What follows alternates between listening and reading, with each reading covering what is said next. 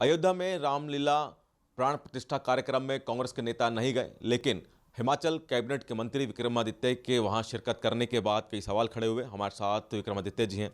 विक्रमादित्य जी, आपने शिरकत की रामलला प्राण प्रतिष्ठा में, हालांकि कांग्रेस की तरफ से इस निमंत्रण को मना किया गया और उसके बावजूद भी आप गए।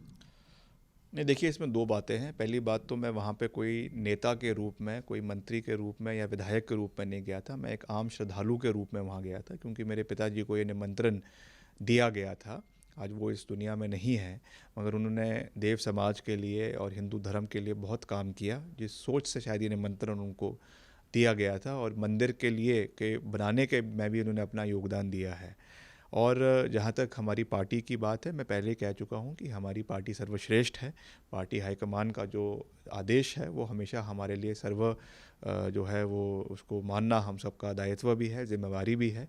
मगर कहीं भी पार्टी ने ये नहीं कहा था कि आप उस मंदिर के लिए ना जाएं। उन्होंने ये कहा था कि कोई उसमें जाए या हम नहीं जा रहे हैं, मगर उन्होंने ये कहा था कि राहुल जी ने भी इस बात को कहा कि जो जाना चाहता है वो स्वतंत्र है, जो जा सकता है, क्योंकि मंदिर सबका है, मंदिर पे किसी का अधिकार नहीं है। ये ज़रूर है कि इसमें राजनीति भाजपा ने करी है, इसमें कोई दो राय नहीं है। चाहे मंदिर में करी है, चाहे पूरे देश के अंदर इस मंदिर के नाम पे करी है, वो हो रही है। ये कहा जा रहा है कि इवेंट बना दिया गया इस पूरे कार्यक्रम को। हाँ, बिल्कुल, इवेंट बना है, उसमें भी कोई दो राय नहीं है। मगर मंदिर फिर भी सबका है, रामलला फिर भी सबके हैं, उस पर सबका अधिकार है। चाहे भाजपा है, चाहे कांग्रेस है, चाहे कोई व्यक्ति है, चाहे कोई इंडस्ट्रियलिस्ट है, चाहे कोई गरीब से गरीब व्यक्ति है, सब लोगों का अधिकार रामलला के ऊपर है। तो हम वहाँ पर कोई श्रद्धालु के रूप में वहाँ पे उपस्थित रहे। और जहाँ तक राजनीति की बात है, हमारी वैचारिक मतभेद, मैंने पहले भी कहा, आरएसएस के साथ भी है, भाजपा के साथ भी है, और आगे भी वो चलते रहेंगे, क्योंकि उनका दृष्टिकोण जो देश का है और जो कांग्रेस पार्टी का जो दृष्टिकोण देश का है वो बिल्कुल अलग है। इसलिए उस पर हमारे विचार के मतभेद है। हम लड़ाई लड़ेंगे, चुनावों में भी लड़ेंगे और वैसे भी लड़ेंगे। मगर जहाँ तक धर्म की बात है, ये व्यक्ति का एक व्यक्तिगत आस्था का मसला है, और इसमें हम उस वहाँ पे अपने एक जो हमारी निष्ठा प्रभु राम के प्रति है, उसको उस चीज़ को मद्देनज़र रखते हुए जो है हम वहाँ पे उपस्थित रहे। अगर हम बात करें आपके कैबिनेट के पोर्टफोलियो की, उसमें बदलाव किया गया है, खेल मंत्रालय लिया गया है आपसे, किस तरह इसको देखते हैं? क्या आपको लगता है इसकी वजह रही? देखिए, इसको तो ज़्यादा हाइप करने की आवश्यकता नहीं है, ये मुख्यमंत्री जी का प्रेरोगेटिव है। और हमने तो हमेशा कहा है कि सरकारें आती है, सरकारें जाती है, मंत्रालय आते हैं, मंत्रालय जाते हैं, इससे किसी को फ़र्क नहीं पड़ता है। क्योंकि गरिमा जो है व्यक्ति जो है वो मंत्रालय की बनाता है, मंत्रालय व्यक्ति की गरिमा को नहीं बनाता है।